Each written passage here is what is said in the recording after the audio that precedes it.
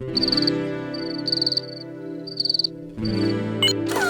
there, this is a cry for help, please. I'm requesting conspiracy cats, can you please? When you scroll, you see when, including the issue of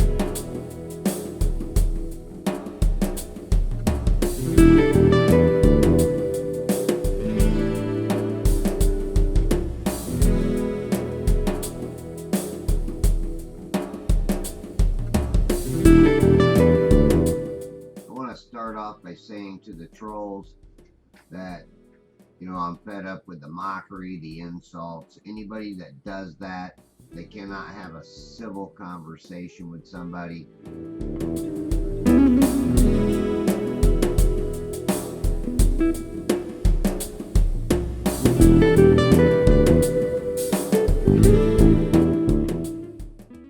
These two sailboats are kind of the same, but this is more about the power plants. I just wanted to show how the last person in the back of the boat is being distorted by that light. So there is light distortion, obviously, and atmospheric distortion too that causes issues.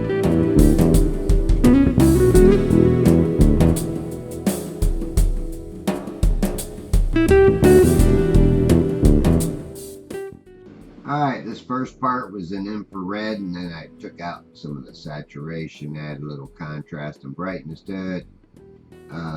Got it down to where, it's a little better visibility. But here's the thing. There's the Enclo power plant. Now this is taken from Pine Island.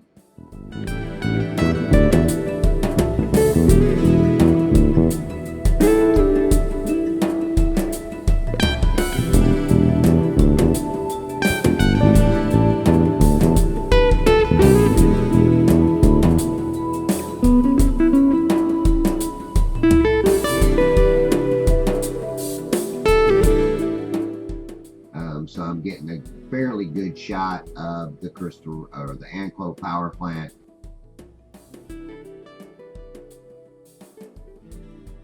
I'm still not used to this camera, and like I say, as I zoom in, it wants to focus in to the closest object, like right there, like wants to flash in and out of focus.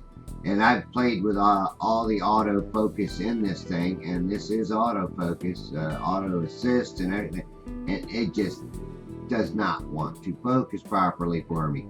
And what I think it is on the autofocus is wants to focus in on the closest object, and then it gets confused on which object it wants to focus in on.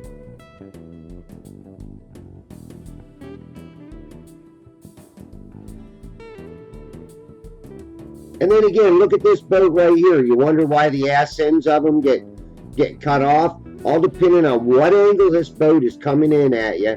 The wake of the boat itself will block you out, or this misty water that's squirting out the side of it, creating its wake. Also, the faster the boat goes, the more you'll see this boat on top of the water. The slower it goes, the more the ass end sticks down and the more wake it creates, which does block you out from seeing that. Just see how that light's shining on that water? That will literally illuminate, just like you see it behind the boat. It illuminates and it blocks you out, and that illumination looks just like the background of the sky back here. And that's what you're seeing just above the visible water.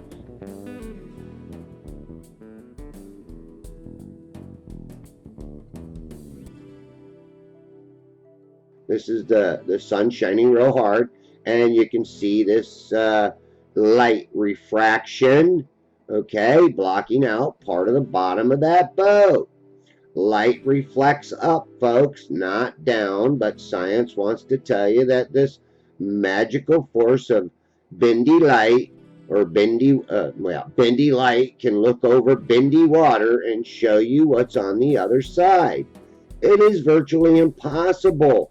If anything, think about it, folks. What's more common sense? light reflecting up, blocking out your visibility, or this magical force of light bending something up from around the corner. A lot of these bird racks are anywhere between 14 and 16 feet tall.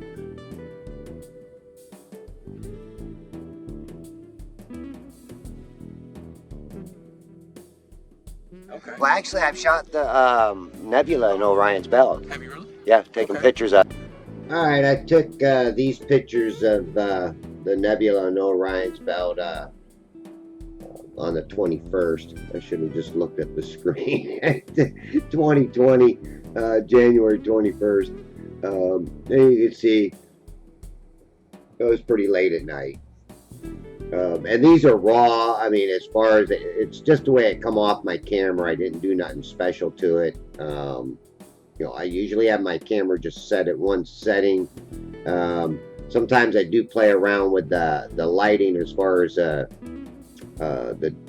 daylight setting, whether it be up higher or lower. And then there's another setting that I play around with. And for crying out loud, I can't even remember what it is. But anyhow, it does change the brightness on it.